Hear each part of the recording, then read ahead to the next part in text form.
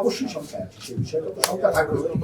আইন শৃঙ্খলা বাহিনীর প্রতি আমার অনুরোধ থাকবে, আমরা তো আজকে বলেছি, ওনাদেরকে বলেছি, আপনাদেরকে বলেছি, আমরা দেখবো যে এটার পদক্ষেপ কি নেয়, এবং আমরা তাদের আইনের ভিত্তি দেখিয়ে বলেছি। তারাই আমাদেরকে কাগজ দিয়েছে, তারাই আমাদেরকে নিয়মটা দিয়েছে যে এই সময়ের পরে কোনো বহিরাগত কোনো এলাকায় থাকতে পারবে না, সেটা ওনার এলাকায় না, যেমন না এখানেও তা, তাই না?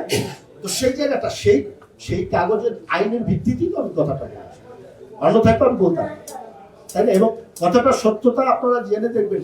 আমি যখন রিটার্নিং অফিসার সাহেবের সাথে কথা বলেছি, উনি আমাকে বলেছেন যে আপনি বলার আগেই আমাকে আরো তার বিভিন্ন কর্মকর্তারা এই বিষয়টি ইনফর্ম করেছে। রাজীব ভাই, আপনার উদ্বেগের বিষয় আপনাদেরকে জানাতে এসেছি যে আমাদের নির্বাচনী আসন বরিশাল ৪, মেহেন্দিগঞ্জ, হিজলা, কাঠিয়ার থানা, এটা দুই পাশে, এক পাশে বরিশাল সদর, আর এক পাশে এই পাশে হলো ৫ আসন। আমরা প্রচারণার শেষে, প্রচারণা বিভিন্ন মানুষ চায়, সেটা প্রচারণার শেষে দেখতে পাচ্ছি যে প্রচুর বাইরের লোক যারা ওই এলাকার ভোটার না, তারা এখানে ঢুকছে, এবং সেটা আজকে আরো ব্যাপক হারে ঢোকার সম্ভাবনার কথা আমরা শুনছি। এবং আমরা বিভিন্ন সূত্র থেকে জানতে পেরেছি যে আমরা পরিষ্কারভাবে বলেছি, যেহেতু বরিশাল সদর আসনে বাংলাদেশের জামাত ইসলামের কোনো প্রার্থী, বরিশাল ৩ আসন যেটা আমাদের ওই সাইড, সেখানেও তাদের কোনো প্রার্থী নেই, চলে যাচ্ছে।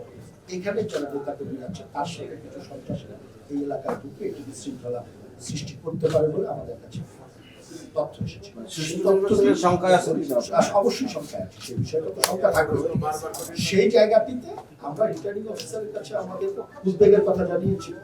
আবার যেহেতু আপনাদের সাথেও দেখা হয়, প্রচারণার কাজে ব্যস্ত থাকার কারণে আজকে একটু সালাম দিয়েছি, আপনারাও সাড়া দিয়েছেন, আপনাদের কাছেও আমাদের উদ্বেগের বিষয়টা জানিয়েছি। এবং রিটার্নিং অফিসার আমাদেরকে বলেছেন যে আমাদের আগেই তারাও এই তথ্য পেয়েছে, এবং তারা এটার বিরুদ্ধে যথাযথ ব্যবস্থা গ্রহণ করবে। পুলিশ প্রশাসন, সামরিক প্রশাসন যারা আছেন এবং সিভিল প্রশাসন যারা আছেন, সবাই মিলে এই বিষয়টা তারা সিরিয়াসলি দেখবেন, এই কথা বলে আমাদেরকে আশ্বস্ত করেছেন।